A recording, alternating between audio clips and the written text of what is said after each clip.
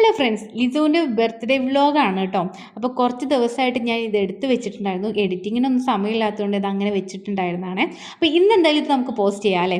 അപ്പോൾ ഇത് ഞാൻ അവന് നല്ല അടിപൊളി അവന് ഇഷ്ടപ്പെട്ട കാർട്ടൂൺ തീമിലാണ് കേക്കൊക്കെ സെറ്റാക്കിയിട്ടുള്ളത്. അവൻ അതിൻ്റെ എക്സൈറ്റ്മെൻറ്റ് ശരിക്കും നമുക്ക് ഈ വീഡിയോയിലൂടെ കാണാം അല്ലേ. നല്ല അടിപൊളി കേക്കാണ്, നല്ല ടേസ്റ്റ് ഉണ്ടായിരുന്നേ. അതിനിടയിൽ ഞാൻ കുറച്ച് പായസം കൂടെ ഉണ്ടാക്കിയിട്ടുണ്ടായിരുന്നു. ഉമ്മ ഇപ്പൊക്കെ വരുന്നുണ്ടെന്ന് പറഞ്ഞപ്പം അവരെ മാത്രമേ നമ്മൾ വിളിച്ചിട്ടുണ്ടായിരുന്നുള്ളൂ കേട്ടോ.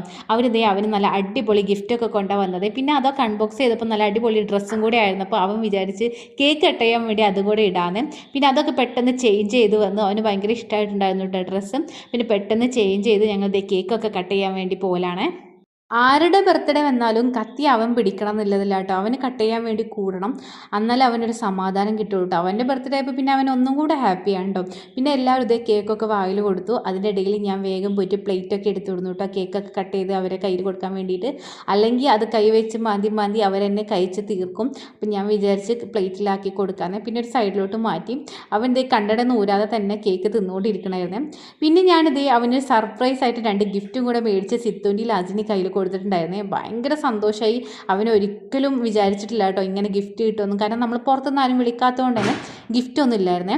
അപ്പം ഞാനിത് ഇങ്ങനെ ഒന്ന് സെറ്റാക്കി കൊടുത്ത് അവന് ഭയങ്കര ഹാപ്പിയായിരുന്നു. പിന്നെ അന്ന് രാത്രി മൊത്തം അതൊക്കെ വെച്ചിട്ടുള്ള കളിയായിരുന്നു കേട്ടോ. അവന് ഭയങ്കര സന്തോഷമായി. അപ്പോൾ ഉമ്മ ഉപ്പയൊക്കെ പോകാൻ വേണ്ടി നിൽക്കലാണ് കേട്ടോ. പിന്നെ അവരോട് യാത്രയൊക്കെ പറഞ്ഞ് അവരിതേ ഇറങ്ങാൻ വേണ്ടി നിൽക്കുകയാണ്.